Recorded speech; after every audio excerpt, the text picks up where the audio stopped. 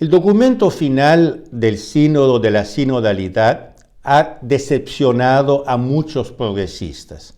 No aborda ciertas cuestiones que para ellos son importantes.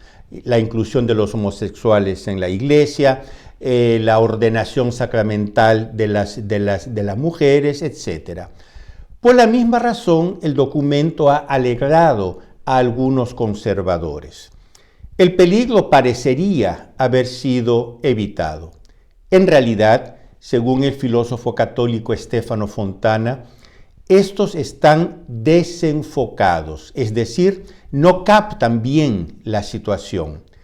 El documento final del sínodo ha abierto, o más bien ha acelerado, un proceso desastroso de transbordo ideológico inadvertido. ¿De qué se trata?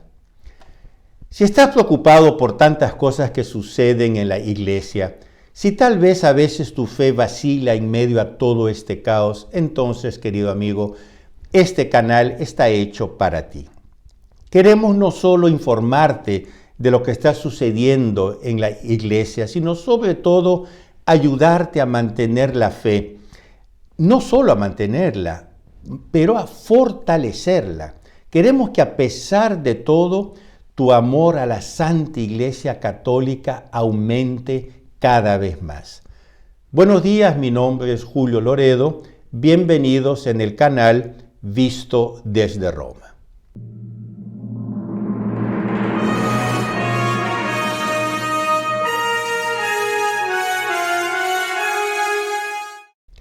Si no estás todavía suscrito a este canal, te invito a hacerlo. Te invito también a darle un like y a compartirlo con tus amigos. Mantente actualizado directamente desde aquí, desde Roma, sobre lo que está pasando en la iglesia. Entre los análisis que han aparecido sobre el documento final del sínodo, me parece que el más valioso es el del intelectual católico, el profesor Stefano Fontana, que escribió en la Nuova Bússola Quotidiana.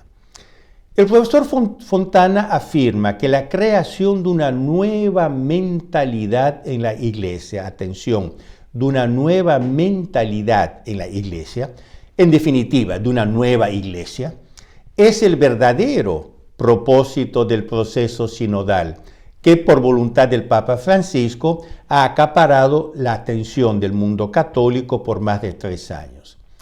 Este objetivo tiene prioridad sobre cualquier innovación doctrinal o disciplinaria, por más importante que sea, como aquellas que insistentemente piden los radicales del neomodernismo. Yo también observo que hay progresistas radicales descontentos. Ellos presionan por una agenda del tipo ordenación sacerdotal de las mujeres, o por lo menos diaconal, después ya pedirán la ordenación sacerdotal, la plena inclusión de los homosexuales y de las minorías LGBT en la vida de la iglesia, etcétera, etcétera. Y dicen estar decepcionados por el documento final del sínodo. No se dan cuenta que el principal objetivo, la principal conquista para el movimiento de ellos, para su causa, no reside en estos objetivos inmediatos pero parciales, sino en la estrategia a largo plazo. No parecen ver la importancia de consolidar una nueva mentalidad en la iglesia, como resultado de la conversión sinodal propugnada por el Papa Francisco. Este es el verdadero propósito, la conversión sinodal de la iglesia, la creación de una nueva iglesia, y este es un proceso gradual. Refiriéndose, en cambio, a aquellos reformistas un poco más inteligentes, un poco más astutos, que a diferencia de los radicales hoy prefieren un procedimiento gradualista, el profesor Fontana escribe, y cito: lo que interesa a los innovadores no es tanto un sínodo que comienza y termina, sino el proceso de la sinodalidad que continúa mucho más allá de estas asambleas. El carácter interlocutorio del documento final no es un mal, sino un bien para los dirigentes del proceso sinodal. Quienes se preocupan demasiado por los documentos están desenfocados.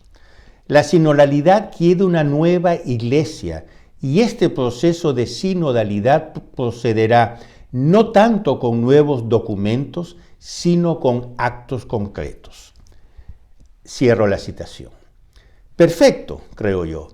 En otras palabras, queridos amigos, en lugar de preocuparnos tanto con los documentos que van y vienen y sobre los cuales podemos discutir infinitamente, deberíamos ver el proceso de cambio de mentalidad, la revolución cultural en curso, o, como lo llamó el profesor Plinio Correa de Oliveira, un gran intelectual católico brasileño, el proceso de transbordo ideológico inadvertido.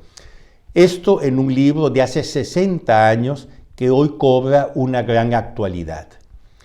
Desgraciadamente, incluso en el lado antiprogresista, muchos valientes partidarios de la ortodoxia católica no han comprendido claramente el alcance de esta transformación y se sienten tranquilos por el hecho que por ahora ciertos temas no han sido tratados. De hecho, en el documento final o no aparecen o son tratados en modo no disruptivo.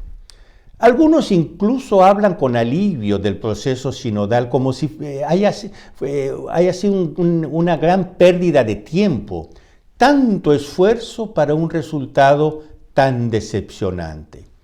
¿Realmente será así? Yo no creo. En efecto, me parece que puedo afirmar que nunca antes ha sido más verdadero el axioma del célebre filósofo de la comunicación Marshall McLuhan, que decía: el medio es el mensaje. Aplicándolo al proceso sinodal, podemos decir que el proceso sinodal es el mensaje. No tanto los documentos, es el propio proceso que constituye el mensaje. McLuhan entendía por medio aquellos estilos y ritmos de comunicación, especialmente aquellos neolenguajes. Plinio Correa de Oliveira habla de palabras talismán. Estos neolenguajes utilizados por los medios de comunicación que se vuelven capaces de modificar por sí solas las mentalidades de los destinatarios, de una manera mucho más eficaz que los discursos intelectuales. Se trata, atención, de una propaganda psicológica implícita, más lenta, es verdad, pero mucho más poderosa que la propaganda explícita. Y es en este sentido que, por analogía, se podría decir que el mensaje de la sinodalidad es el proceso sinodal mismo, con todas sus dinámicas, todos sus estilos y sobre todo con su nuevo lenguaje. Hay todo un lenguaje nuevo que se ha afirmado con este pontificado, pues bien, hace parte de este cambio de mentalidad, de esta conversión sinodal implícita que paso a paso se convertirá en explícita. Si nosotros entramos en esta lógica, si comenzamos a utilizar este neolenguaje, incluso sin que nos demos cuenta, he aquí la naturaleza inadvertida del proceso. Sufriremos una especie de lavado de cerebro o, en las palabras del Papa Francisco, una conversión sinodal. Según Stefano Fontana, la intención de los partidarios de la conversión sinodal de la Iglesia podría resumirse así, y cito: dejemos que los delegados sinodales discutan para asimilar el nuevo aparato conceptual y lingüístico. Dejemos que elaboren documentos interlocutorios finales que no obstaculicen el camino a largo plazo. Lo que importa es la nueva iglesia de la nueva sinodalidad, que procede por actos. Cierro comillas. Es exactamente lo que está pasando. Fontana afirma que el objetivo del documento final no era de producir opciones de ruptura, sino de presentarse como un camino para el futuro. Un camino donde todo se puede discutir, todo se puede desafiar, todo se puede proponer, porque nada está cerrado. Nada se cierra definitivamente en el proceso de la sinodalidad, que se ha convertido en una característica esencial de la Iglesia. Mucha atención, queridos amigos. Si entramos en este flujo, antes de que nos demos cuenta, en pocos años tendremos una nueva Iglesia, con documentos o sin documentos. De hecho, una de las características del transbordo ideológico inadvertido es que el paciente no lo percibe hasta que ya se encuentra en una posición muy diferente a la que partió. Esta tesis encuentra una prueba en la alegría expresada por el padre jesuita James Martin, célebre partidario de la causa LGBT y delegado sinodal. Probablemente fue él el artífice de la gran reunión de los lobbies de presión LGBT que se celebró en la Curia Generalicia de la Orden de los Jesuitas, al lado del Vaticano, en presencia de numerosos delegados sinodales e incluso del cardenal electo de Hong Kong, otro jesuita. El padre Martin es un ferviente partidario del progresismo más radical y había expresado su molestia por la decisión de los organizadores del sínodo de excluir los temas más controvertidos, primero de los debates en el aula y después del documento final. Sin embargo, padre Martin salió sorprendentemente feliz del sínodo, hablando incluso de su conversión. Sí, señores, conversión. Ahora él está convencido que la estrategia gradual de los organizadores del sínodo era la correcta. Si el año pasado hubo desconfianza entre los delegados al sínodo precisamente por temas como la agenda LGBT, este año el padre Martin notó un clima relajado y positivo hacia el ámbito LGBT. Dice que, aunque el tema no estaba en la agenda, hablaron de buen grado de él, incluso hablaron de las ordenaciones de mujeres. El padre Martin casi habla de un milagro obtenido a través de lo que él llama el diálogo sinodal, que construyó amistades donde habían desconfianzas, construyó puentes donde habían abismos, fruto del proceso sinodal que suaviza todas las resistencias. El padre Martin parece esperar que el clima cordial establecido en la asamblea se extienda a toda la opinión pública católica, haciéndola mucho más receptiva a estos cambios. Pues bien, la creación de este clima ecuménico, pacifista, irenista, donde todo se resuelve mediante el diálogo, es la característica esencial de lo que Plinio Correa de Oliveira llamó el transbordo ideológico inadvertido. De hecho, el subtítulo de su libro es justamente Diálogo. Además, no debemos desesperarnos ante ciertos retrasos.